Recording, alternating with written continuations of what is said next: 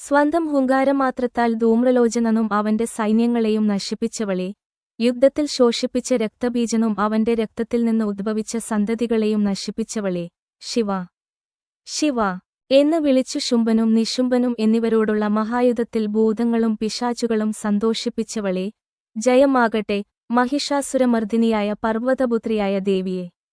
ഈ ശ്ലോകം ദേവിയുടെ മന്ത്രശക്തിയുടെയും ആത്മപരിവർത്തനത്തിന്റെയും ഗൂഢതത്വം പ്രതിപാദിക്കുന്ന ശക്തമായ താന്ത്രിക സൂത്രമാണ്.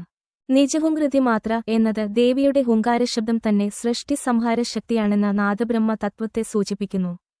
സാധകന്റെ അന്തർമന്ത്രജപത്തിൽ ഈ ഹുങ്കാരശക്തി ഉദിക്കുമ്പോൾ അജ്ഞാനവും ഭയവും ധൂമ്രലോചനനായി പ്രതിനിധീകരിക്കുന്ന തമോഗുണം നശിക്കുന്നു. ശോണിതബീജ ആത്മവാസനകളുടെ പുനർജന്മ സ്വഭാവത്തെ സൂചിപ്പിക്കുന്നു. ഓരോ ആഗ്രഹവും നശിപ്പിച്ചാലും മറ്റൊരു ആഗ്രഹം വീണ്ടും ജനിക്കുന്ന അവസ്ഥ. ദേവി ഈ ചക്രം തകർക്കുന്ന പരമജ്ഞാനശക്തിയാണെന്ന് ശ്ലോകം വെളിപ്പെടുത്തുന്നു. ശുംഭ നിശുംഭ മഹാഹവ ആത്മാവിലെ അഹങ്കാരവും ദ്വൈതബോധവും ദേവിയുടെ ചൈതന്യത്തിൽ ലയിക്കുന്ന മഹായോഗയുദ്ധത്തെ സൂചിപ്പിക്കുന്നു.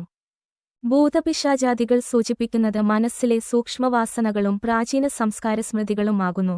അവയും ദേവിയുടെ കൃപയിൽ ശുദ്ധീകരിക്കപ്പെടുന്നു. ശ്രീവിദ്യ ദർശനത്തിൽ ഈ ശ്ലോകം മന്ത്രനാദം, കുണ്ടലിനി ഉണർവ്, വാസനക്ഷയം, ദ്വൈതനാശം എന്നിവ ഒരുമിച്ച് നടക്കുന്ന ആത്മസ്ഥിതിയുടെ ഒരു ഉന്നതഘട്ടത്തെ സൂചിപ്പിക്കുന്ന രഹസ്യയോഗസൂത്രമായി ഗുരുപരമ്പരയിൽ ഉപദേശിക്കപ്പെടുന്നു.